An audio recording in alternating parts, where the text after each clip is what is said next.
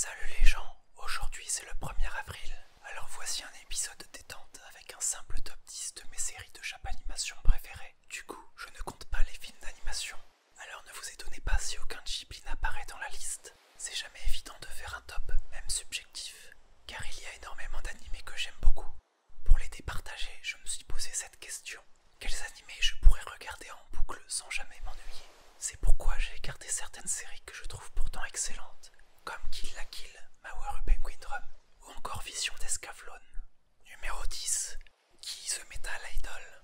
Même si je suis conscient qu'il s'agit d'un animé de niche, je persiste et signe pour dire que Ki the Metal Idol n'a pas la reconnaissance qu'il mérite.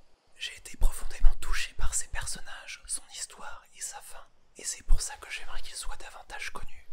Si vous aimez les histoires traitant les relations entre humains et robots, et qui remettent en cause les frontières entre les deux, donnez une chance à Ki the Metal Idol. Et si vous voulez en apprendre plus sur son histoire d'abord, je vous invite à aller voir la vidéo que j'ai faite dessus. Numéro 9. Excel Saga. Cet animé a beau être une comédie dans un univers délirant, elle n'est pas pour autant dénuée de sens. Excel Saga détourne avec pertinence de nombreux genres d'animés et de films en bombardant le spectateur de références plus ou moins obscures. Certaines personnes risquent de ne pas accrocher à ce genre d'humour, mais si je vous dis que cet animé contient un personnage colombien immigré au Japon pour travailler, qui lance un Kamehameha en devenant un Super Saiyan avec une coupe afro, avouez que ça vous donne envie. Numéro 8. Konosuba. Dans une industrie submergée par les isekai, animé se passant dans un univers de type MMORPG, Konosuba agit comme une lumière et un soulagement. Cette série démonte tous les codes du genre pour proposer une comédie rafraîchissante, avec des personnages littéralement hauts en couleur. Konosuba est un énorme coup de cœur. Foncez le regarder puis revenez vous battre pour déterminer qui est la best girl. Numéro 7. Bakato Test. Encore une comédie, et encore une fois, si je l'ai mise dans mon top, c'est qu'elle ne se contente pas de faire rire.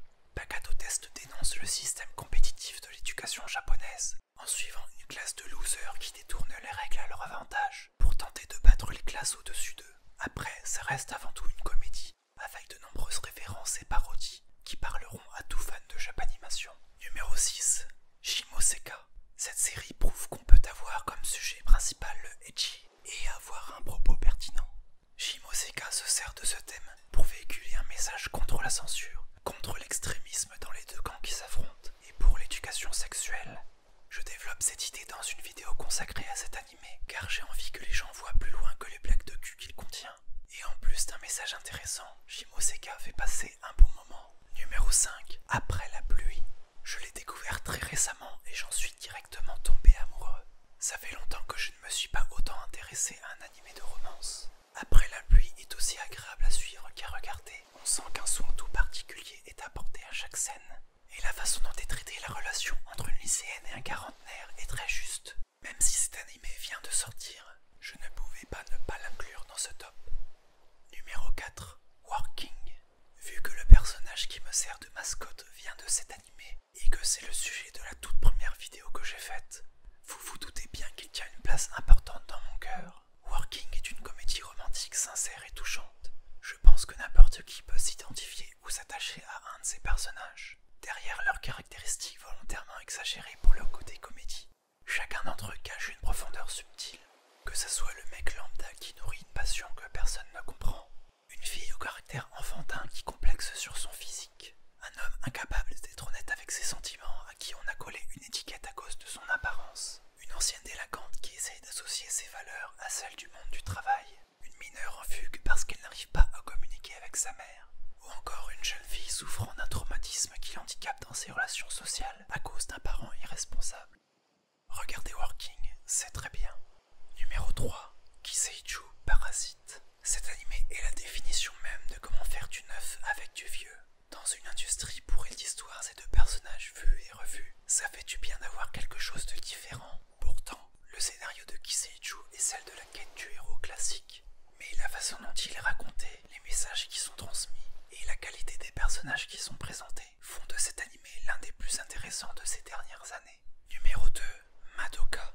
Est-ce que Madoka est un chef-d'œuvre? Est-ce que cette série est une déconstruction du genre Magical Girl? Tout ça, on peut en discuter, et les points de vue resteront divergents. La seule chose dont je suis sûr, c'est que Madoka nous sort de notre zone de confort habituelle et nous fait prendre au sérieux le genre Magical Girl jusqu'alors très codifié. Est-ce que vous devez regarder Madoka?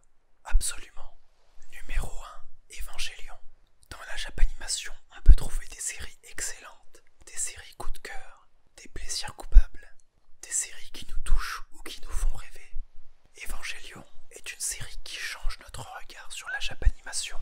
Au-delà de ses qualités et de ses défauts, cet animé a eu un impact incontestable et sans doute inégalé sur ce milieu. Ce n'est pas pour rien que le dernier film de son reboot est attendu avec impatience depuis des années, parce que c'est la conclusion de la nouvelle vision de son créateur, Hideaki Anno, sur cet univers. C'est sans doute une vision un peu extrême de ma part, mais je pense qu'on ne peut pas être considéré comme un vrai fan de Japanimation si on n'a pas